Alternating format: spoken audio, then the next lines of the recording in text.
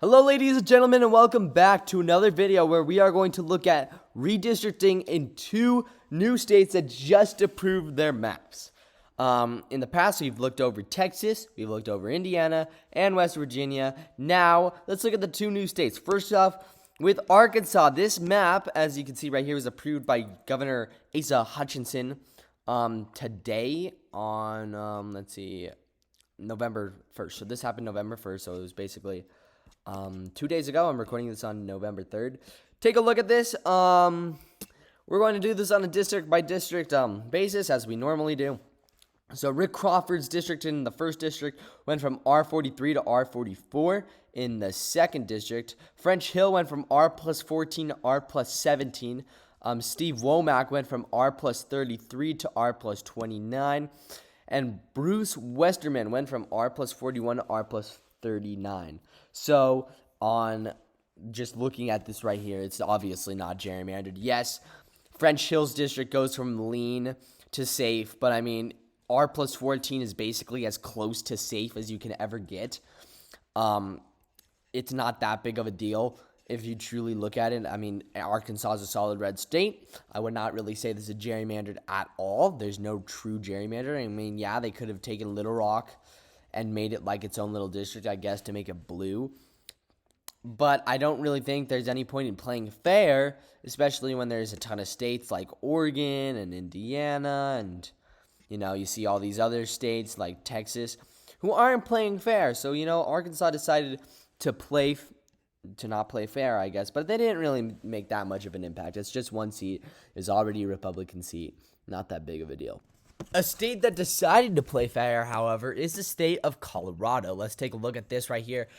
And you think, wow, there's a good amount of Republican districts, and there's one competitive district in a really safe Democrat seat. So you just take a look at this thing right here. They have three safe Democrat seats and one lean Democrat seat with D plus 6, which, Republicans could make competitive, especially what we saw out of Virginia in the gubernatorial election. And then we have one lean Republican seat and then two safe Republican seats, and then you got that one competitive seat right there.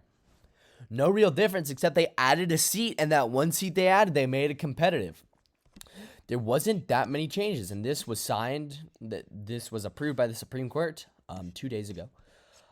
This is the most not gerrymandered one out of all of them, because if you see right here, it was drawn, as you can see, it was drawn by the Independent Congressional Redistricting Commission. So this was independent.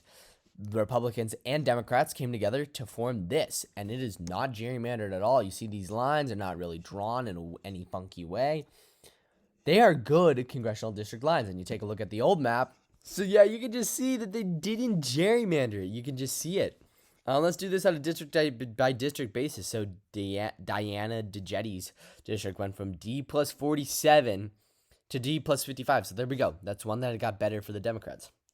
Now let's go back to the old map. Let's check out the second district by Joe Ngozi, I think. I don't know. Nagoose.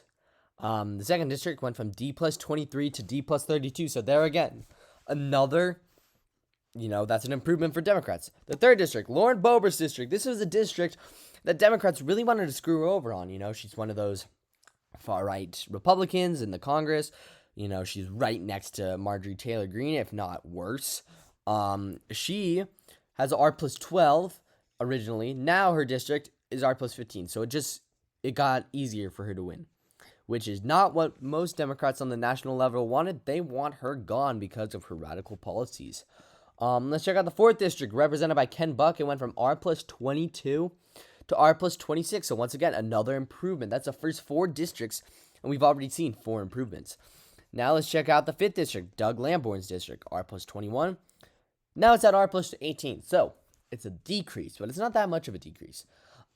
It could have been worse, as we'll see later on with this district right here. I'm not going to spoil it, but it's a decrease, but it's not that big of a deal. Let's check out which one do we just do? That was the fifth district. So let's check out the sixth district, Jason Crow's district. D plus 12. Now he's at D plus 16, so it got better for him to win there. So we have 5 increases and 1 decrease. You take a look at Ed Perlmutter's district, though, the 7th district, which is in the 7th district still. And he goes down it went from D plus 15 to D plus 16. That is the biggest. That is the biggest change we see.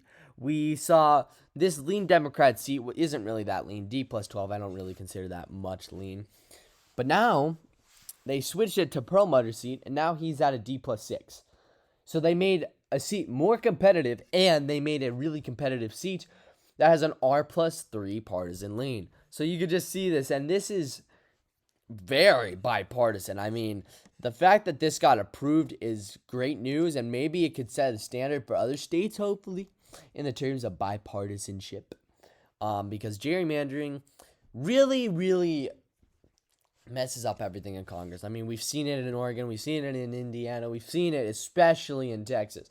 Texas, gerrymandering has the most impact so far. But, yeah. So what do you guys think about this map? Extremely bipartisan map. Definitely very well put together. I want to hear your guys' thoughts. And I would also like to inform you, could you please subscribe to the YouTube channel? Anything helps. We are almost at 200 subscribers, which is a great news. And we do in a video every time a state gets new redistricted maps. So right there, that was our Colorado/Arkansas video, but you don't really see that in the thumbnail because, well, I think Colorado is a little bit more important than Arkansas. But with that said, thank you so much for watching. I do appreciate it, and have a wonderful day.